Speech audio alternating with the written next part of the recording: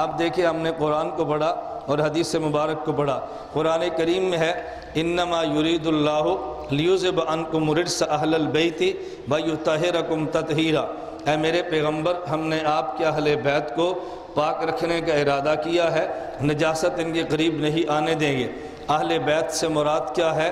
قرآن کہتا ہے یا نساء النبی لستن کاحد من النساء، پیچھے ازواج مطہرات کا تذکرہ ہے، پتہ چلا اہل بیت سے مراد پیغمبر کی بیویاں ہیں۔ اب پیغمبر کی بیٹیاں، پیغمبر کا داماد، پیغمبر کی اولاد، ان کو کیا کہیں گے؟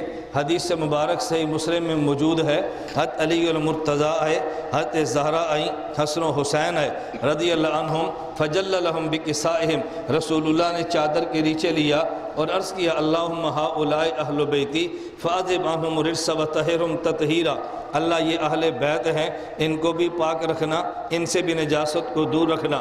ہم نے نبی کی بیویوں کا اہل بیت مانا قرآن کی وجہ سے، نبی کی بیٹیوں اور داماد اولاد کو اہل بیت مانا حدیث کی وجہ سے۔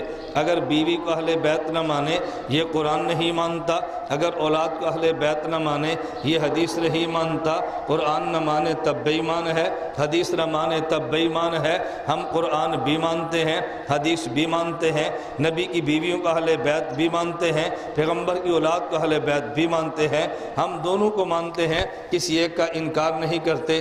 دوسری مثال سماعت فرمائیں، قرآن کریم میں ہے لا تحسبن الذین قتلوا فی سبیل اللہ امواتا بل احیاء عند ربہم یرزقون، جو خدا کے راستے میں قتل ہوتا ہے اس کو مردہ گمان نہ کرنا، قتل روح نہیں ہوتی، قتل جسم ہوتا ہے، پتہ چلا کہ جسم زندہ ہے۔ لا تقولوا لمن یقتل فی سبیل اللہ اموات، جو قتل خدا کے راستے میں ہو اس کو مردہ نہ کہنا، بل احیاء بلکہ زندہ کہنا ہے۔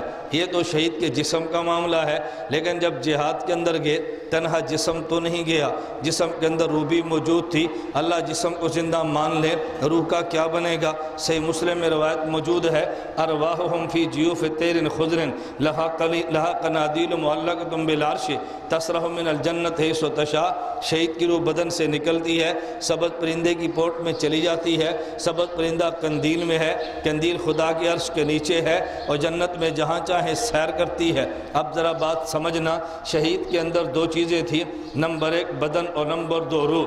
بدن بھی زندہ ہے یہ قرآن نے بتا دیا، اور روح بھی زندہ ہے یہ حدیث نے بتا دیا۔